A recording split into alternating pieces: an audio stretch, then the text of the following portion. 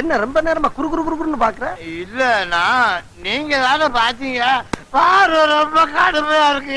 ஏய் இப்ப நீ இங்க உட்காந்து சாப்பிடுற முடியாது தம்பி, பார்வை ரொம்ப அக்கடியா இருக்கு. நான் எங்கேயாவது வரப்போ ஓரமா உட்காந்து சாப்பிட்டுக்கிறேன். அண்ணனுக்கு முந்தைய மாதிரி முடியல தம்பி.